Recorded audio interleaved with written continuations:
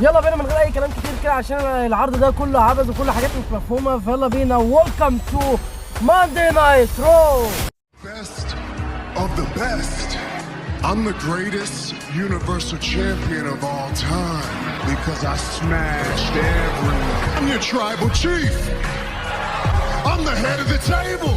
The most violent, the most diabolical, the most dangerous, a beast slayer, a conqueror's conqueror, the goat of all goats. So that they say at the end of the match, ladies and gentlemen, your winner in God mode himself. قبل ما نبدا الفيديو ما تنساش تصلي على النبي وتعمل لايك وتشترك في القناه عشان ده بيحفزني جدا. ويلا بينا نخش على الفيديو. افتح العرض النهارده بدرو ماكنتاير داخل درو ماكنتاير، وزي كل مره اتكلم عن سي ام بانك، وزي كل مره بيقعد يعيد نفس الكلام وبيقول بالرغم من ان سي ام بانك كان في المكان ده وقعد يتكلم عليه بسوء ونفس الكلام، يعني عيد نفس الكلام. فان انا مش فاهم ان ازاي العلاقه دي رجعت تاني والكلام ده، وان هو متاكد ان هو هيتم طرد سي ام بانك مره تانيه. بس خلينا نتكلم دلوقتي عن جاي اوسو، ان الشخص ده مش هيستطيع انه يفوز في مباراته الليله. بعدها قطعوا ديميان بريست. ايش جاب ده لده دلوقتي انا معرفش. المفروض درو ماكنتاير يروح عشان اللقب، يعني يروح ان هو يمسك فيه، لا ده اللي جاله حد عنده. سبحان الله.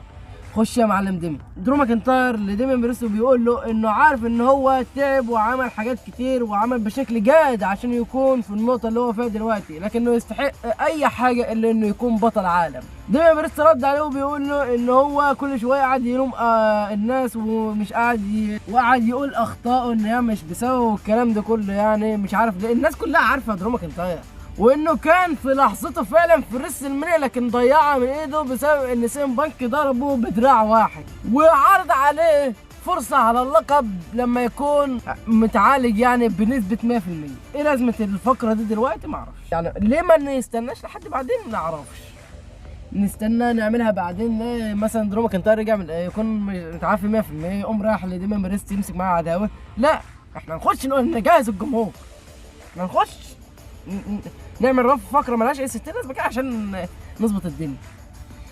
والله ما فاهم ايه السياسه دي. انت بدات تتعبك في كله ولا ايه؟ في الكواليس كارليتو كل شويه يروح للجورجيا من دي، لا نفسي اطمن الجورجيا من دي. يفكرني بجيدي ماكدونالد ايام ما كان عايز ينضم هو كمان. هيعمل نفس الطريقه كده، ما تعرفش في ايه.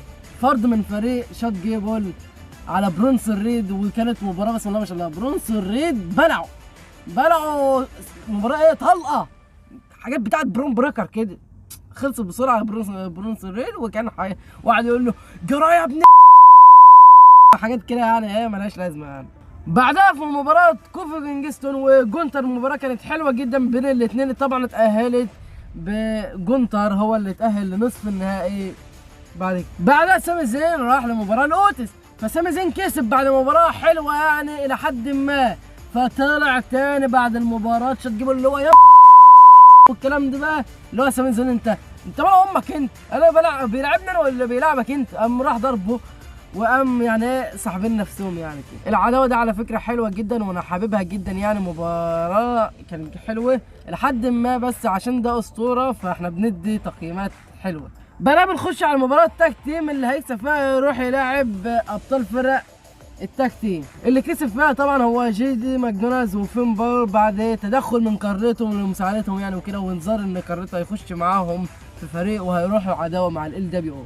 تمام، تعالوا نخش على مباراه الحدث الرئيسي، مباراه جاي اوسو وإيليا دراجونوف. المباراه كانت جامده جدا طبعا وزي ما كلنا توقعنا، والاثنين كان ادائهم عالي وكان حاجه يعني جامده جدا، لكن في الاخر يشاء القدر والسحر والشعوذه، وبعد توقع كثير من الجماهير ان إيليا دراجونوف سيفعلها، فوجدنا ان جاي اوسو هو الذي فعلها وفاز. وبعد المباراه جونتر طلع ووقف في وش جاي اوسو وكده، وبعد العرض جونتر عمل ان هو يعمل ييت مع جاي اوسو لكن ضربه يعني وكده. مالنا جواب دي، خلينا في المباراه. في المباراه كمان على فكره جاي اوسو نزف دم من ودانه بسبب يعني ايه المباراه كانت عنيفه يعني وكده والحلقه والكلام ده. الناس كلها متوقعه يعني ايه إيليا دراجونوف، الواد ده مستقبل شركه، تحسه مستقبل شركه، جاي مستقبل شركه كده بس من بعيد.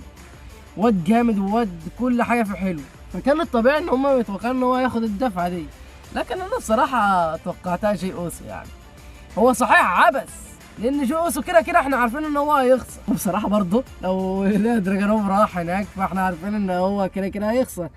هم قالوا ان هم يعملوا نسبه حماس او اسمين كبار، حاجه من الاثنين.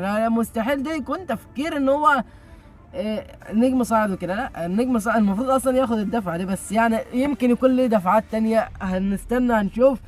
انت قرعتك اتلسعت ولا من الجميع؟ يا لهوي، انا فاكرك ظابط مع واحد بس، انا فاكرك دماغك لسع مع واحد، انت بتلسع مع الجميع ولا ايه؟ عرض كان متواضع، ما كانش فيه حاجات كتير يعني، كان زي ما انت شايف كده سريع يعني، يا دوبك خلص يعني، يا دوبك خلص اهو في حوالي يعني 7-8 دقايق كده، مش عارف بعد ما نتمنتج الفيديو ده يحصل ايه، لدرجة ان انا في الصورة المصغرة مش عارف كنت هحط ايه والله يعني. هي جت كده من عند، قلت الحمد لله سيطرت على كده قوي، الحمد لله. وبس كده يكون خلص الفيديو بتاعنا. لو عجبك الفيديو ما تنساش تعمل لايك وتشترك في القناه وتحفزني في التعليقات، وقول لي ايه رايك في العرض الجامد ده، ويلا سلام.